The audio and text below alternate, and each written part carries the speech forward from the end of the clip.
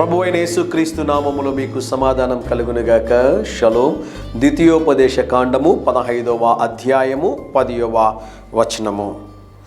నీవు చేయు ప్రయత్నములన్నిటిలోనూ నిన్ను ఆశీర్వదించును. గమనించండి ప్రియులారా, ఈ ఉదయకాల సమయంలో దేవుడు మీకు ఇస్తున్న శ్రేష్టమైనటువంటి వాగ్దానము, నీవు చేయు ప్రయత్నములన్నిటిలోనూ దేవుడు మీకు సహాయము చేయబోతున్నారు. అయితే ఇక్కడ ఒక ప్రాముఖ్యమైన మాట ఉందండి.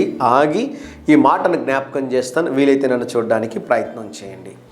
అనేక సార్లు మీరు మనము చేసే పొరపాటు ఏంటి అంటే, మనం కార్యాలని ప్రారంభించిన తరువాత ఆ కార్యాలకు అడ్డంకములు కలిగినప్పుడు, ఆ కార్యము మధ్యలో ఆగిపోయినప్పుడు, ఆ కార్యము జరగనప్పుడు దేవుని సన్నిధిలోకి వచ్చి ప్రార్థన చేస్తాం. ప్రభువా, మీరెందుకు సహాయం చేయలేదు, మీరెందుకు నిలిపివేశారు, ఎందుకు ఈ అడ్డంకులు కలిగాయి అని దేవుని అడుగుతూ ఉంటాం. అయితే గమనించాల్సినటువంటి ప్రాముఖ్యమైన మాట చెప్తున్నాను, వీలైతే నన్ను చూడడానికి ప్రయత్నం చేయండి. మనము ఆ ప్రయత్నము, ఆ కార్యము చేయడానికి ముందు దేవుని సన్నిధిలో ప్రార్థించాలి.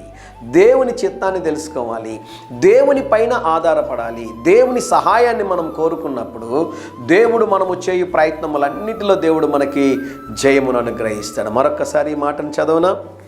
నీ దేవుడైన యెహోవా నీ కార్యములన్నిటిలోనూ, నీవు చేయు ప్రయత్నములన్నిటిలోనూ నిన్ను ఆశీర్వదించును. దేవునికి స్తోత్రం కలుగునుగాక.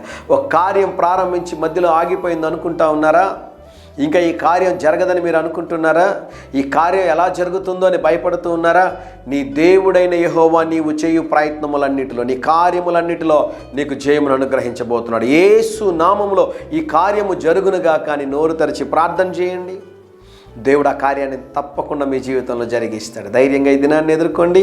దేవుని సన్నిధి మీకు తోడుగా వచ్చునుగాక. ప్రియ పరలోకపు తండ్రి, ఈ దినం మా ప్రియులు తలపెట్టుచున్నటువంటి కార్యములు అన్నిటిలో జయమును అనుగ్రహించమని యేసు నామములో ప్రార్థిస్తున్నాము తండ్రి. Amen, amen.